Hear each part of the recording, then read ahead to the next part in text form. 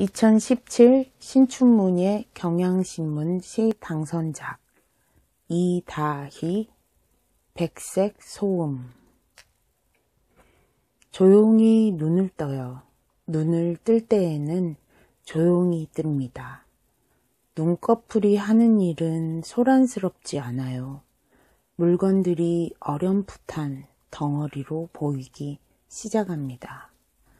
눈길로 오래 더듬으면 덩어리에 날이 생기죠. 나는 물건들과의 이러한 친도에 순응하는 편입니다. 벽에 붙은 선반에 대하여. 나에게 선반은 평평하지만 선반 입장에서는 필사의 직립이 아니겠습니까? 옆집에서는 담을 높이는 공사가 한창입니다. 점점 높아지는 담에 대하여 시멘트가 채 마르기 전에 누군가 적어놓는 이름에 대하여 며칠째 습한 날씨가 계속되고 투명한 문신 같은 이름이 피부에 내려앉습니다. 피부가 세상에 가장 먼저 나가는 마중이라면 나는 이 마중에 실패하는 기분이 듭니다. 나는 이 습기에 순응합니다. 하지만 만약 손에 닿지도 않는 컵이 미끄러진다면 컵을 믿겠습니까? 미끄러짐을 믿겠습니까? 유일한 목격자로서 이 비밀을 어떻게 옮겨 놓을 수 있을까요? 도대체 이 습기는 누구의 이름입니까? 눈꺼풀을 닫아도 닫아지지 않는 눈이, 내가 사라지고도 내 곁을 지키는 잠이 오래 나를 지켜봅니다. 경향신문 2017년 시 당선작 백색소음 이다희. 백색소음이라고 좀 특이한 말을 가지고 왔네요. 그 색과 소음, 그러니까 색과 소음이라는 것은 색은 보는 것이고 소음이라는 건 들리는 거잖아요. 그런데 보이는 것이 들린다.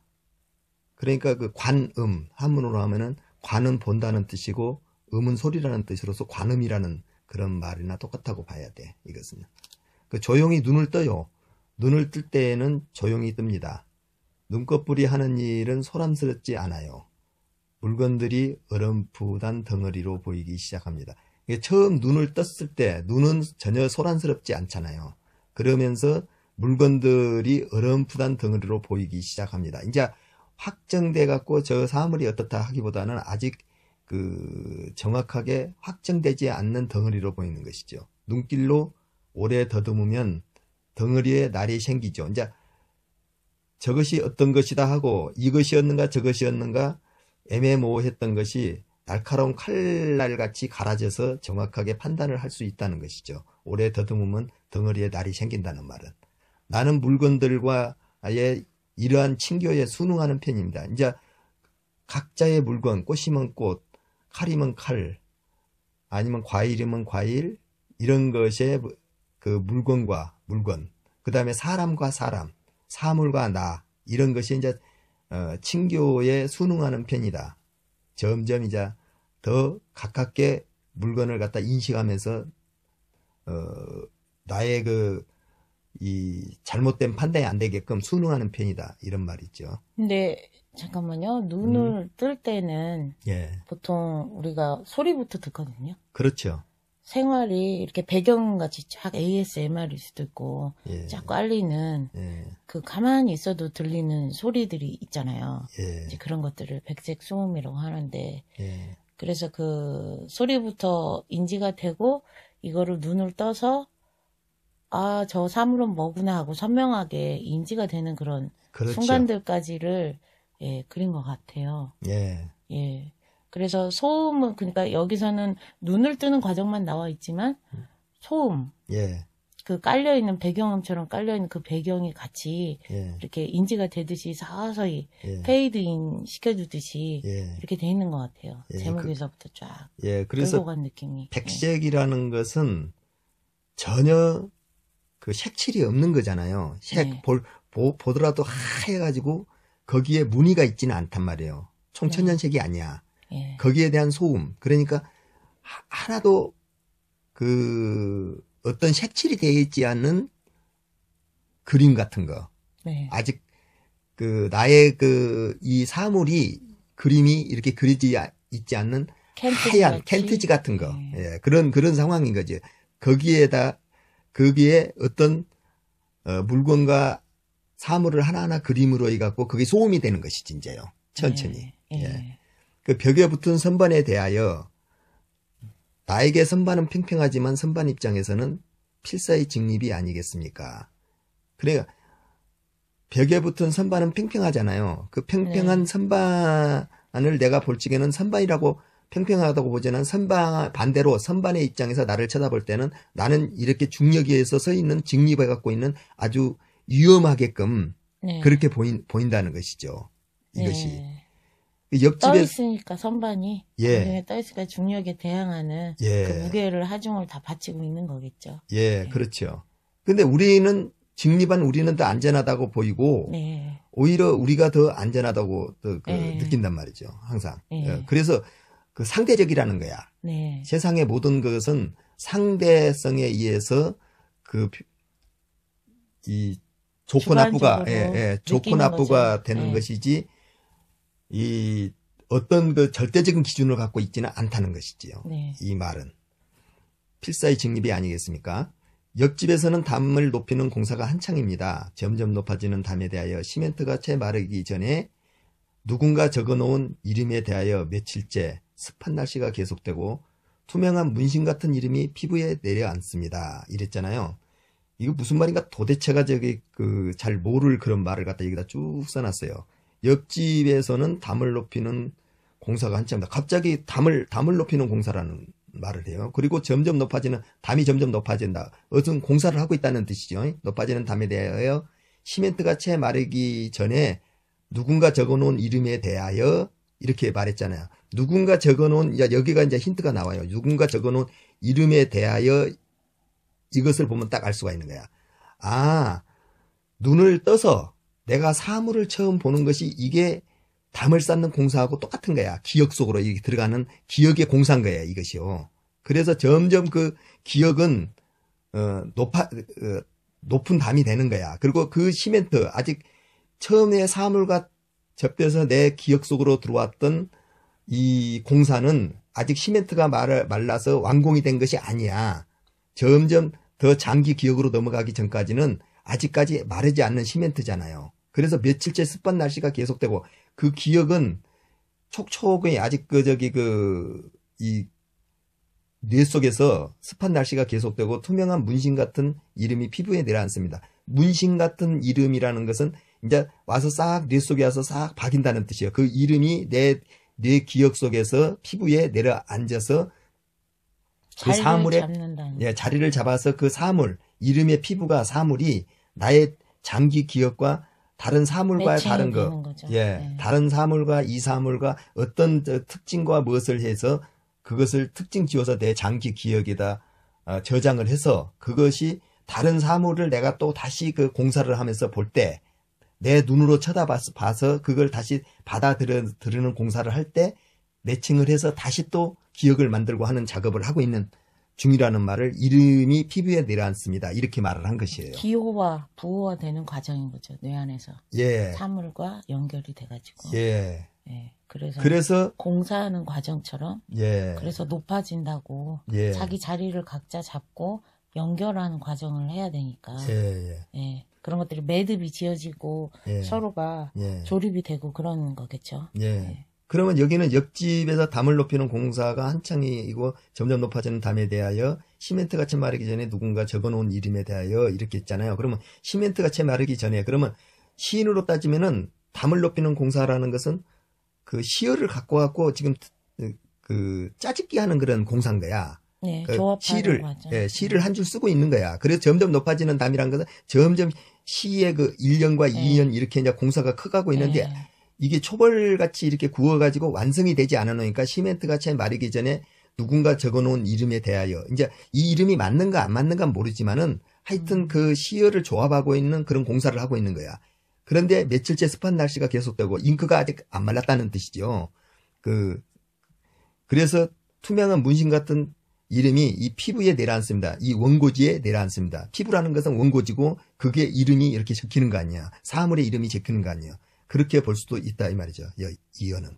그래서 피부가 세상에 가장 먼저 나가는 마중이라면은 피부라는 것은 우리가 눈으로 봐서 빛에 의해서 사물을 인지하는 것이 눈에 그 망막에가 맺히잖아요. 그게 마중이잖아요. 그것이 뇌로 들어가서 인지를 할 때까지 가장 먼저 그 마중을 나간단 말이죠. 세상을 보는 그 사물이 내 망막에 가서 맺힐 때까지. 나는 이 마중에 실패하는 기분이 듭니다. 나는 이 습기에 순응합니다. 그 마중에 실패했다는 것은 아직 정확한 인지를 못했습니다. 이런 뜻이죠. 여기서는. 정확한 시야로 조립하지 못했습니다. 예. 조합하지 못했고 아직 말랑말랑합니다. 예. 결정되지 않았습니다. 예. 예. 그래서 나는 이 습기에 아직 완성되지 않는 이 습기에 순응합니다. 예. 습기라는 것은 아직 말랑말랑합니다. 유연합니다. 아직 언제 변할지도 모릅니다. 네. 이건 아직 완성 안 된 것입니다. 가변적인. 예. 그러더라도 여기에 이거 완결됐다고 고집하지 않습니다. 네. 다른 사물과 연결해서 이게 정확하게 질까지는 계속적으로 순응하랍니다. 이런 말이 되겠죠.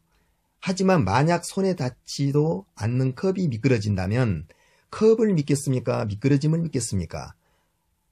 이 사물이 아직 내 망막에 와서 닿지 않았다면은 아직 뇌까지 도달을 안 한 거 아니에요. 그러면은 그러면서 그 컵이 미끄러졌다면은 이건 컵을 믿겠습니까? 미끄러짐을 믿겠습니까? 아직 우리의 기억 안으로 뇌로 들어오기 전에 어떤 사물에 정확하게 인지가 안 됐을 때는 어떤 것을 믿겠습니까? 그 기억에 왜곡이 일어날 수도 있고 그냥 착각이 일어날 수도 있고 그렇기 때문에 사물에 아직 완성되지 않는 나의 기억 속에 완성되지 않는 것이 있을 때는 혼돈 같은 것이죠. 여기 안에서는. 그러니까 유연한 상황에서 아직 뭔가 이렇게 선택이 되지 않은 뇌 속에서 정확하게 공사가 되지 않은 상황에서 계속 일은 벌어지고 있는 거예요. 사물의 일들은. 예. 그리고 나는 그 안에서 착각할 가능성도 있는 거죠. 아직까지는 확정이 되지 않은 것에서 어떤 것을 믿겠습니까? 이런 말이란 말이죠. 그래서 유일한 목격자로서 그 사물을 본 유일한 목격자라는 것은 같은 사물을 똑같은 사람이 본다 하더라도 어떤 사람은 슬프다가 느끼고 어떤 사람은 그냥 괜찮다가로도 느끼고 같은 사물을 놓고도 이건 빨갛다라고 보고 어떤 사람은 조금 붉다 이런 식으로도 보고 각자가 틀리다면 이 주관적인 인식을 한단 말이에요. 모든 사람은 그 같은 사물을 보고 같은 모든 물건을 놓고 그러면 그것은 결국에 와서는 그 사물을 본 객관성이 있는 게 아니고 사람마다의 그 주관성만 있다는 뜻이야. 그래서 그 유일한 목격자라는 거야. 이 비밀을 어떻게 옮겨놓을 수 있을까요? 그 사물을 어떻게 내 사고 안에다 옮겨놓을 수 있을까요? 도대체 이 습기는 누구의 이름입니까?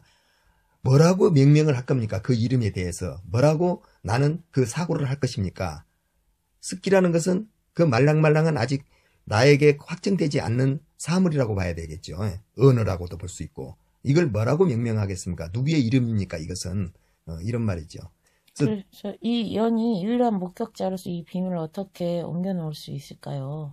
이거하고 아까 선반의 필사의 직립이 아니겠느냐. 이게 상대적인, 그러니까 유일한 목격자라고 누구나 생각을 할 수 있지만 어느 시점에 대해서만 유일한 목격자인 거지요. 그렇죠. 그래서 상대적인 자기의 사고와 생각과 경험치에서 판단하는 거기 때문에 서로 이렇게 약간 대꾸가 되듯이 쭉 끌고 가지는 그런 경향이 있네요.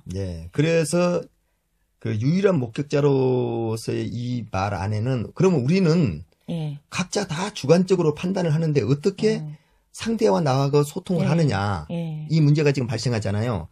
그것은 우리가 공통적으로 이 정도는 타당하다 하고 만들어 나온 어떤 언어의 속에다가 가다가지고 그게 언어의 80% 90%로 가지고 소통을 하고 있는 거예요. 상대하고 나하고 그 소통을 하는 것은. 그러니까 책 하면은 그 속에는 글이 있고 그 글을 갖다 읽어볼 수 있는 어떤 사물이다. 이렇게 규정을 하고 사과하면 불구스름하고 이게 둥글둥글하다 하는 것에 대한 규정, 언어로서 규정하는 것으로 갖고 서로가 소통을 하는 거예요.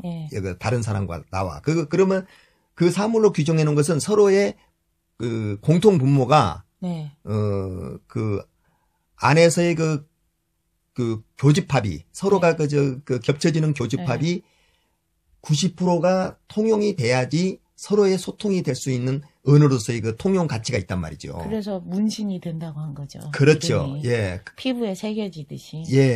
그래서 사물의 피부에. 언어로서의 그 서로 소통이 될 수 있는 정도의 그 말을 해야지 우리가 말을 하는 것이지. 내가 아프리카에 갑자기 가갖고 뭐라고 앞으리 사람이 암만 말을 해봐야 내가 아프리카 말을 모른다면은 그 소통이 전혀 되질 않아요. 물건이라 하더라도. 그러면 그 사람이 물건을 갖고 와서 아프리카 사람이 갖고 와서 이거야 이거 하면서 자기가 자기네 말로 사과라는 것을 뭐라고 말을 해. 그러면 나는 사과라고 그러고 미국 사람은 애플이라고 그럴 거고 일본 사람은 뭐라고 말할 거고 중국 사람은 뭐라고 말을 할 거단 말이에요. 그러면 이 물건을 갖다 놓고 각자의 그 언어가 틀리기 때문에 소통이 안 되는데 똑같은 한국 사람이라고 한다면은 그건 사과야 하면 다 알아듣고 아프리카 사람 자체에서는 다 자기 말로는 다 알아들어요. 그래서 언어라는 것도 그 안에서 규정되어 갖고 있는 사람들의 문화 안에서 만들어진 거기 때문에 그것이 같이 소통이 돼야지만이 되는 거예요. 그걸로 우리는 그 90%의 그 규정된 언어, 공통된 그 교집합 안에서의 서로가 그 소통을 하고 있다는 것이지 유일한 목적자라는 건 나머지는 각자가 주관적으로 사고를 하고 있다. 이렇게 봐야 돼요. 그렇죠. 눈꺼풀을 닫아도 닫아지지 않는 눈이 내가 사라지고도 내 곁을 지키는 잠이 오래 나를 지켜봅니다. 그러니까 눈꺼풀을 닫았다는 것은 이제 사물을 보는 것을 딱 끝냈다는 뜻 아니에요. 이제 잠을 잔다든지.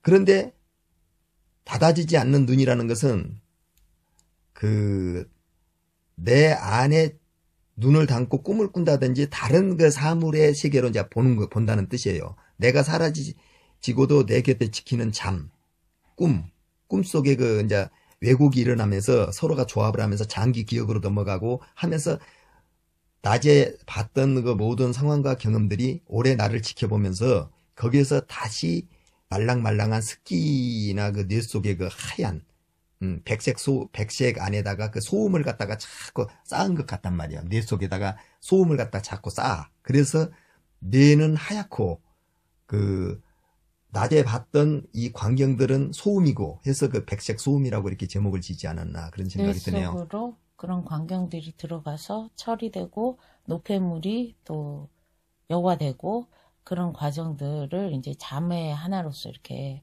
마지막에 마무리를 짓고 있네요.